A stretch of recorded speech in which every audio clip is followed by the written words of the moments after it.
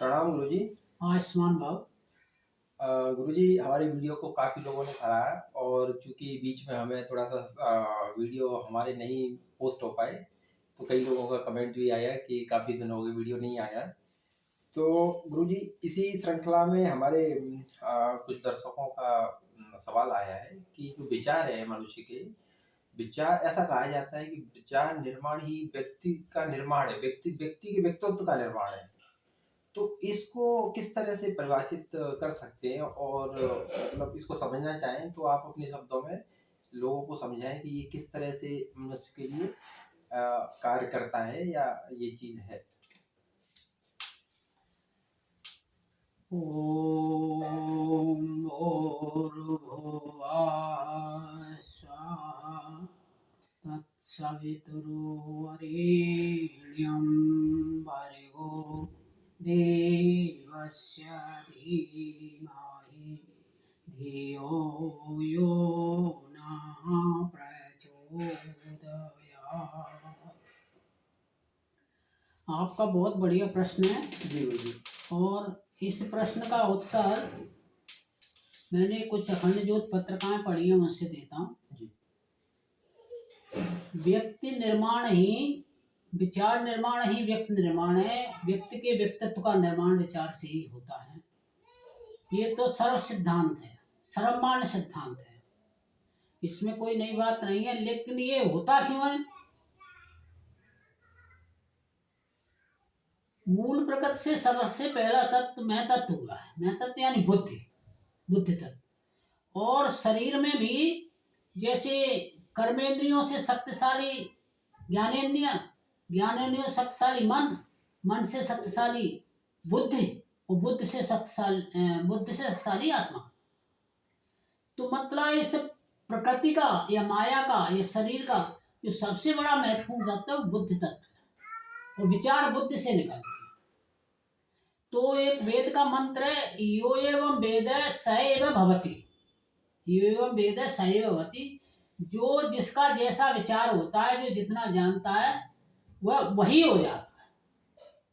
जो जानता है, जिसके विचार जैसे होते हैं विचार ही हो जाते हैं। इसके संबंध में एक दफे अखंड ज्योत से मैंने पढ़ा था कि व्यक्ति वैसा ही बन जाता है जैसे उसके विचार होते हैं। विचार एक सांचा है, सांचा जानते हो तुम जी। विचार एक सांचा है और जीवन गीली मिट्टी है व्यक्ति का। तो विचार जैसे विचारों में अपन डूबे रहेंगे, जीवन भी हमारा उसी विचारों में डल जाता है, वैसी विचारणा होने लगती है। अपने विचारों के अनुरूप ही हमको संगी साथी मिल जाते हैं, यार दोस्त मित्र नाते रिश्तेदार। उस जो प्रकृति के होंगे उनसे ही सेटिंग होगा, उनसे नहीं होगा। हमारे विचारों की जैसी प्रकृति है वैसा अगर हमारा मित्र तो उससे हमारा संबंध हो जाए, वैसे हमारे नाते रिश्तेदार तो उनसे संबंध हो जाए। हमारे विचारों में जो विपरीत होगा उससे हमारा संबंध नहीं। तो विचार जैसे है वैसा व्यक्ति बन जाता है। जिस तरह के विचारों में हम डूबे रहते हैं उसी तरह की हमारी वृत्ति बन जाती है। वैसे संगी साथी मिल जाएंगे, वैसे यार दोस्त मिल जाएंगे, जैसे विचार हैं उसी और रुचि प्रेरणा ये सब पैदा उसी के अनुसार होती है। काय के अनुसार? विचारों के अनुसार। विचारों के अनुरूप हमारा संसार होता है। संसार है, स्थित है, परिस्थित है, ये सब हमारे विचारों के अनुरूप ही होते हैं। विचारों के अलग नहीं हो सकते। और कहना चाहिए तो विचार ही हमारे चरित्र का निर्माण करते हैं। जीवन और चरित्र का निर्माण विचारों से ही होता है। हमारा जीवन का चरित्र विचारों पर पूर्ण रूप से अवलंबित है। जब सब कुछ विचारों पर अवलंबित है तो हमें अपने विचारों को शुद्ध रखना है, रचनात्मक रखना है, बुराइयों को छोड़ते जाना है, अच्छाइयों को ग्रहण करते जाना है। मतलब जो जगह खाली होती है, एक बुराई छोड़ो तो अच्छाई ग्रहण करनी पड़ेगी। अच्छाई ग्रहण नहीं करोगे बुराई पुनः लौट के आ जाएगी। जैसे खेत को अपन जोतते हैं, अगर जोतने के बाद उसमें बीज नहीं डालोगे तो फिर खरपतवार पैदा हो जाएगी। हाँ, सही बात। और खरपतवार पैदा होगी तो उसको निदाई करनी पड़ती है। और फिर जब पौधा बड़ा हो जाता है तो फिर कोई निदाई की जरूरत नहीं। फिर तो जो अगर खरपतवार पैदा होगी, बुरे विचार पैदा, अच्छे विचारों का समुच्चय अपने पास अधिक है तो बुरे विचार कभी आएंगे तो वो दब जाएंगे। तो विचार निर्माण ही व्यक्ति निर्माण है। यो यो वेद सह एव भवति। जिस तरह के विचारों में हम डूबे रहते हैं उसी तरह की हमारी वृत्ति बन जाती है। वैसी इच्छा, वैसी रुचि, वैसी प्रेरणा अंतःकरण में पैदा हो जाती है। ये अंतःकरण प्रेरणा ही कृत्यों की जननी होती है। अंतःकरण वेदना बनती है विचारों से। अंतःकरण जो वो बनती है, अंतःकरण में जो रुचि और प्रेरणा बनती है वो विचारों से बनती है। और ये विचार ही आगे चल के क्रिया रूप में परिणत होता है। विचार स्वभाव बनेंगे, स्वभाव से क्रिया होगी और क्रिया से कर्म होंगे। तो इसलिए जो विद्वानों ने कहा है वो सही कहा है। बल्कि कुछ लोगों ने तो यहाँ तक कह दिया है कि आ, आ, अपने शुभ विचार, शुभ संकल्प अपने को तायना मारते हैं कि हमको क्रियान्वित तो करो, कि विचार ही करते रहोगे, हम सत्य बोलेंगे और बोल झूठ रहे हो। हमको क्रियान्वित करके संसार में आने दो। हमको शुभ संकल्प, शुभ विचार कह रहे हैं, हमको क्रियान्वित करके संसार में आने दो और तुम जो चाहोगे सो बन जाओगे। शुभ संकल्प, शुभ विचार कह रहे हैं तो मैं क्रियान्वित तो करो और तुम जो चाहोगे सो बन जाओगे। लेखक चाहो लेखक बन जाओ, वक्ता चाहो वक्ता बन जाओ, कलाविद चाहो कि कलाविद बन जाओ, डॉक्टर, इंजीनियर, जो कुछ भी बनना चाहते हो वो बन जाओ। कब? जब हमारे जो शुभ संकल्प में शुभ विचार है उनको क्रियान्वित करो। वो तो ये कहते हैं कि हमको शुभ संकल्प कह रहे हैं, मानस रूप में अलंकार की भाषा है। शुभ संकल्प शुभ कहते हैं कि आप हमको अपने मन के जेल खाने में मत मारो, हमें संसार में तो आने दो।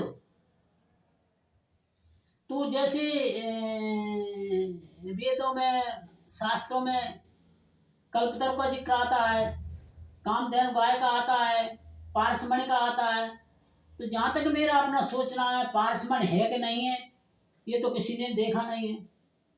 कल्प वृक्ष है कि नहीं ये भी किसी ने नहीं देखा है। ऐसी कामधेनु को गई है कि नहीं है। लेकिन ये बुद्धि जो है, ये कामधेनु जरूर है, ये बुद्धि पारसमणि जरूर है, और ये बुद्धि कल्प वृक्ष है। और बुद्धि से ही विचार पैदा होते हैं। तो आध्यात्म में जैसे एक प्रश्न आया था पहले कि जब कर्म ही सब कुछ है तो भगवान की पूजा क्यों करते हैं। तो भगवान की ये पूजा पद्धति जो है वो चित्त शुद्ध के लिए की जाती है। चित्त शुद्ध होगा तो बुद्धि शुद्ध होगी। अलग अलग मन बुद्धि चित्त अहंकार ये कहे जरूर गए अलग अलग, लेकिन है एक है।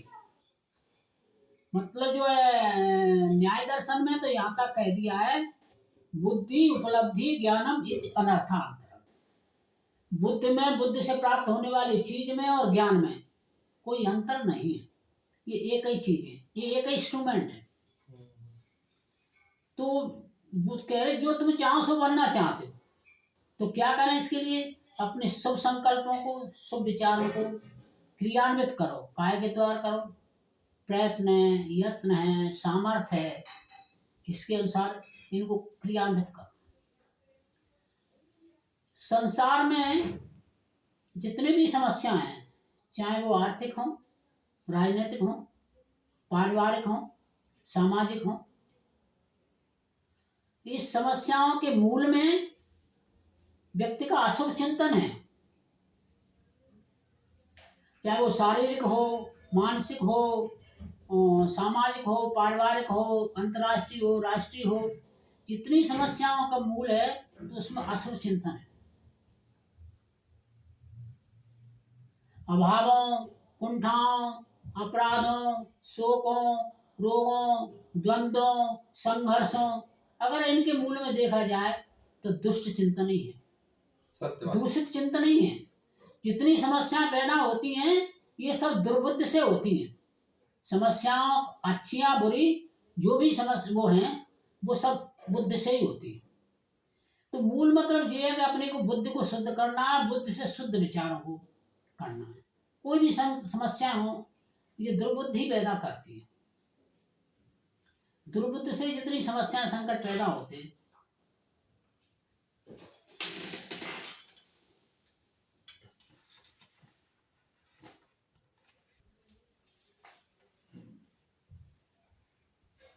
ये आज के संसार में, इस संसार की स्थित और परिस्थिति का लाभ लेना है जी। तो विचारों को शुद्ध करना ही पड़ेगा। अगर ज्ञान प्राप्त करना है तो विचारों के माध्यम से ज्ञान प्राप्त होगा।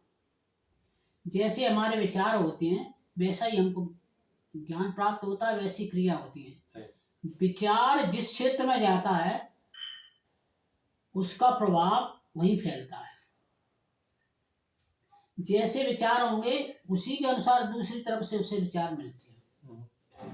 इस प्रगति में विचारों की वैज्ञानिक कह रहे हैं कि सभी के विचार भाव तरंग इस वायुमंडल में विचरण कर रहे हैं।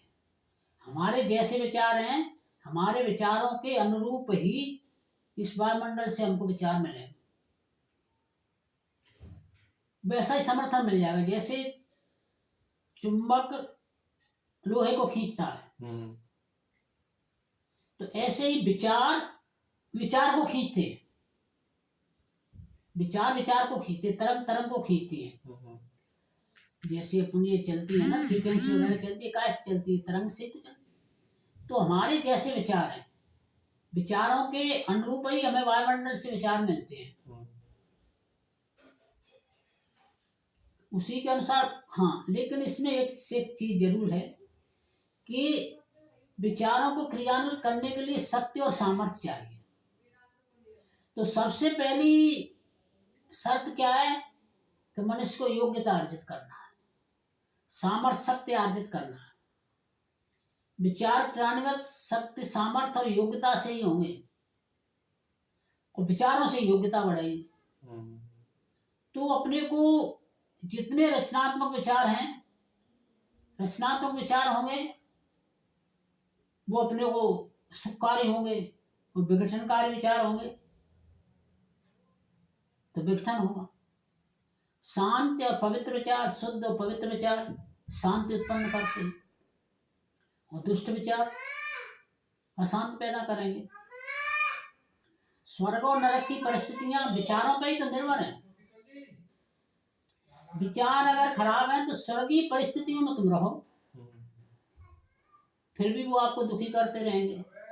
कुछ लोगों को देखा है जिनके पास सब साधन संपन्नता है, सब तरह से ठीक है, लेकिन उनके विचार इतने अशुद्ध रहते हैं तो वो खुद तो दुखी रहते ही हैं, खुद तो विचलित रहते ही हैं, लेकिन वो अन्य लोगों को भी विचलित किए रहते हैं। तो इसका सबका सुधार का क्या है? रचनात्मक वृत्ति, रचनात्मक विचार अपने को करना चाहिए।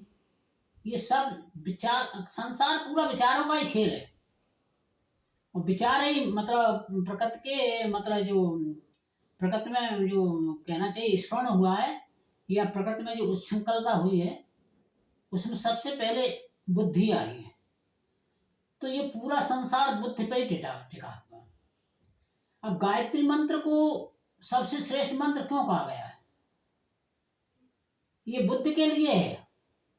इसमें परमात्मा से प्रार्थना ये की गई है कि हे परमात्मा, तुम तो मिले ही हो, तुम तो हमें फ्री प्राप्त हो, तुम्हें खोजने की हमें जरूरत नहीं है, तुम तो हमारे अंदर बैठे ही हुए हो, तो हमें तुमसे क्या चाहिए? जैसे एक मनुष्य, एक बाप है, वो घर में ही रहता है, घर में भोजन करे रहे, सोए धोए, बच्चों को कुछ नहीं दे रहा है, तो बच्चे उससे दुखी होते हैं? नहीं होते होंगे। संपत्ति वो अपनी जेब में धरता जा रहा है तो बच्चे उससे दुखी होंगे। तो ऐसे ही परमात्मा है, परमात्मा रहे तो हमारे इसी घर में रह रहा है।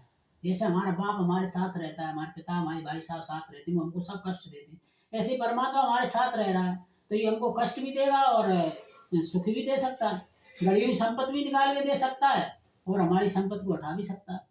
तो ये परमात्मा हमारे अंदर बैठा है। बाबा रामदेव अक्सर एक बात कहते हैं, परमात्मा तू तो प्राप्त ही है,